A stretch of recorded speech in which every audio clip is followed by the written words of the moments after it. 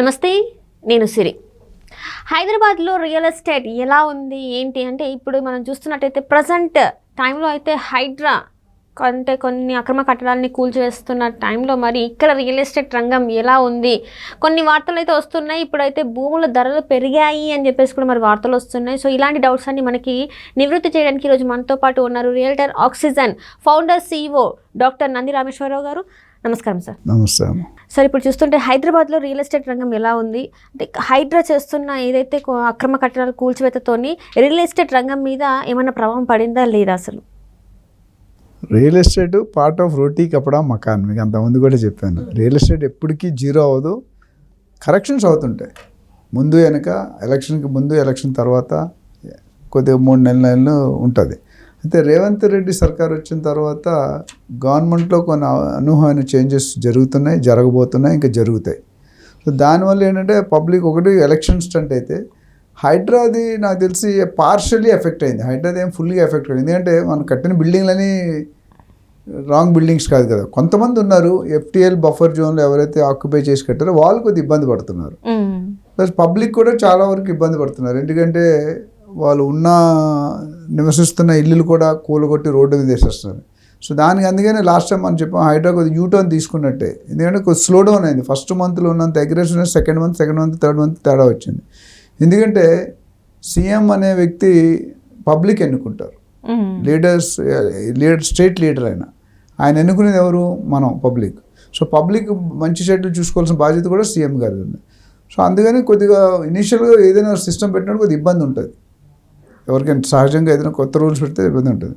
అయితే ఈ FTL buffer zone అనేది ఇవాళ సబ్జెక్ట్ కాదే, దాదాపు 100 సంవత్సరాల ముందే ఉంది. మోక్షగుండం విశ్వేశ్వర టైంలోనే ఉంది. కాకపోతే అఫీషియల్ నోటిఫికేషన్ అనేది 2012లోనూ 2013లో ఇచ్చారు. తర్వాత వచ్చేదానికి సీరియస్ అయింది. అయితే ఇందులో చాలామంది మనం పట్టా ఉన్నాయి ఇరగకూడదు, పట్టాలు ఉంది వాస్తవం, మాట వాస్తవమే. కానీ ఆ పట్టాలు దేనికి ఉన్నాయి? వ్యవసాయంకి ఉన్న పట్టా, కమర్షియల్ యాక్టివిటీస్ రెసిడెన్షియల్ చేయకూడదు. ఎందుకు చేయకూడదు? నీళ్ళు కలుషితం అవుతుంది, చాలా రెస్ట్రిక్షన్స్ ఉన్నాయి, లూజ్ సాయిల్ ఉంటుంది, ఇవన్నీ. సో హైడ్రా ప్రభావం అనేది డెఫినెట్గా ఉంది, కానీ బట్ అంత ఫుల్లీ మొత్తం ఏం డమాల్ అవ్వలేదు. రియల్ ఎస్టేట్ డమాల్ అంటే పబ్లిక్ ముందుకు రావట్లేదు. ఎందుకంటే ఇప్పుడు నేను కొనబోయే ఫ్లాటు లేకపోతే ఇల్లు లేకపోతే ప్లాటు ఏ జోన్లో ఉందో వాళ్ళకి కూడా తెలియదు. అందుకనే లాస్ట్ టైం మనం మాట్లాడుకున్నాం, lakes.hmda.gov.in ఆర్ ధర్నీ పోర్టల్ వెళ్ళి విలేజ్, మండల్, డిస్ట్రిక్ట్, ఐడి నేము, ఐడి నెంబరు, లేక్ పేరు ఉన్నాయి. మీరు సైట్లోకి వెళ్తే మీది ఆ డీటెయిల్స్ ఫిల్ చేస్తే మీ మ్యాప్లో ఓపెన్ అయిపోద్ది. మీది ఎక్కడ వస్తుంది, ఏ జోన్లో వస్తుంది, ఏ సర్వే నెంబర్లు ఎఫెక్ట్ అవుతాయి, ఏ సర్వే నెంబర్లు ఎఫెక్ట్ కావు అనేది ఉంటుంది. అయితే అంతమంది మిస్టేక్స్ ఎందుకు అవుతున్నాయంటే, చాలామంది అప్రూవల్స్ ఇచ్చిన అధికారులు XYZ ఎవరైతే వాళ్ళు ఒక సర్వే నెంబర్కి అప్రూవల్ ఇచ్చి ఇంకో సర్వే నెంబర్లో కడుతున్నారు.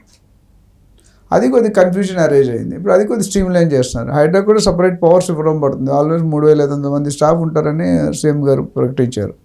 సో ఓవరాల్గా చూసుకుంటే రియల్ ఎస్టేట్ అనేది స్లో డౌన్ ఉంది. ఇప్పుడు ముందుకు ఫ్యూచర్లో పికప్ అవుతుంది. ఎందుకంటే ఎనీ గవర్నమెంట్ కొత్త ఫస్ట్ టైం సీఎం అయినప్పుడు ఒక 6 నెలల నుండి 1 సంవత్సరం టీచింగ్ ప్రాబ్లం, అలైన్మెంట్కి టైం పడంటే సిస్టమ్ అర్థం కావాలి, సిస్టంలో ఏం లోపాలు ఉన్నాయి కావాలి, సిస్టంలో ఏం కరెక్ట్ చేయలేదు కావాలి, ఏం ముందుకు వెళ్ళాలి, ఎక్కడ రెవెన్యూ ఉంది, ఎక్కడ ఇండస్ట్రీ పెట్టాలి, ఎక్కడ మెట్రో పెట్టాలి అనేది వాస్తవానికి ఉంది. ఇవన్నీ తీసుకుంటే బిల్డర్స్కి కొద్దిగా కన్ఫ్యూజన్ ఉన్నారు మొన్నటి వరకు. కన్ఫ్యూజన్ అంటే సీఎం గారు ఏ పక్క ఫోకస్ చేస్తారు, ఏ ఏరియాలో పెట్టాలి, ఏ ఏరియాలో వెంచర్ చేయాలి, ఏ ఏరియాలో ఫ్లాట్స్ కట్టాలి. ఎందుకంటే ఇప్పుడు మనం చూస్తుంటే కనుక గత 10-15 సంవత్సరాల్లో వెస్ట్ జోన్ డెవలప్ అనేది ఏ జోన్ డెవలప్ కాలేదు.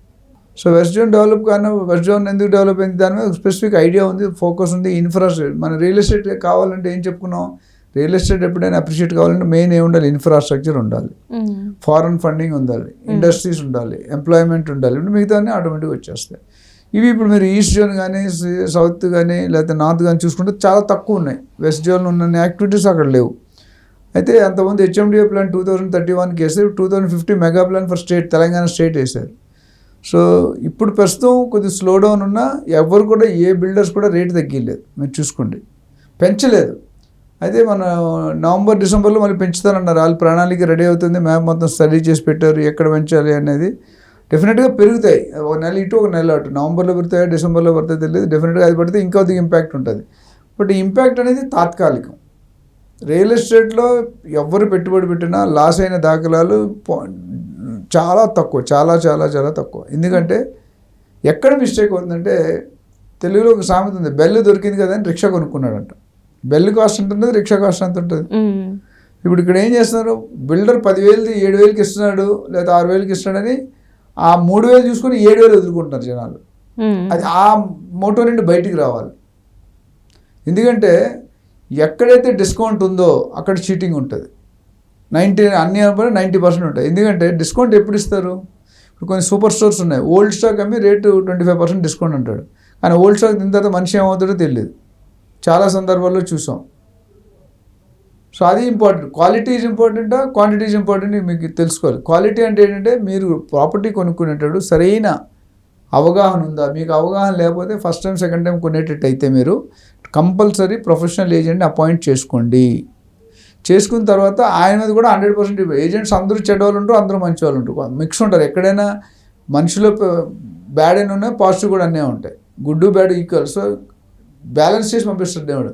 అందులో మనం ఐడెంటిఫై చేసుకుని మనకు కావాల్సిన ఇప్పుడు సినిమా చూసాం, పిల్లలు ఏమి బ్యాడ్ థింగ్స్ ఇమీడియట్గా అట్రాక్ట్ అవుతాయి, మంచి థింగ్స్ ఉండవు. సినిమా ఎండ్ కల్లా మెసేజ్ ఇస్తాడు, ఇలా చేయకూడదు ఇలా చేయాలని. ఆ మెసేజ్ చూడ, ఆ మధ్యలో జరిగిన యాక్టివిటీస్ మీద ఫోకస్ చేస్తాం. ఇక్కడ కూడా బయ్యర్ ఇన్వెస్టర్ ఏమవుతున్నారంటే, వాళ్ళు కష్టపడి 1 కోటి 2 కోట్లు 3 కోట్లు ఎంత డబ్బులు అయితే పెట్టుకున్నారో ఆ కష్టానికి కరెక్ట్ ఎక్సైజ్ చేయట్లేదు.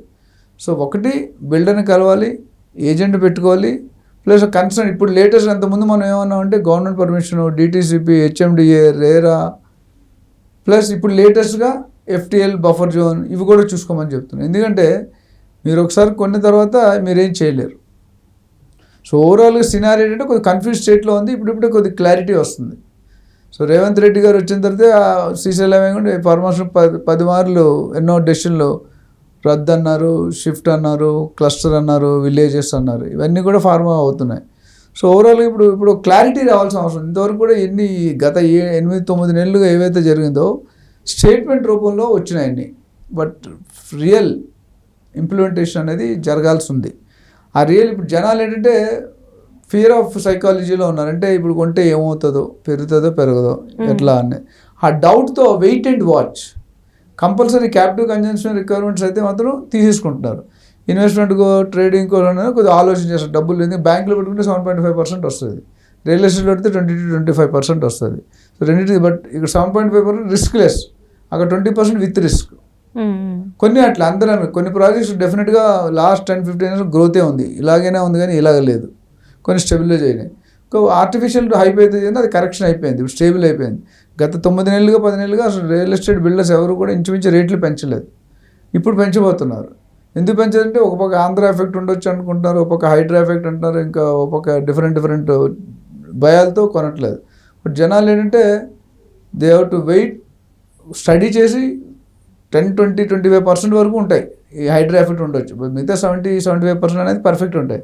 సో వాళ్ళని ఎన్నుకొని కొనుక్కుంటే ఇన్వెస్ట్ చేసుకుంటే బెటర్. ఎందుకంటే ఇవాళ కొనకపోతే ఒక 6 నెలల తర్వాత చూసుకుంటే మీరు ఇదే ప్రైస్ని 20% ఎక్కువ ఇచ్చుకుంటారు. ఎందుకంటే భూమి రేట్లు పెంచుతారంటున్నారు, రిజిస్ట్రేషన్ రేట్లు పెంచుతారంటున్నారు.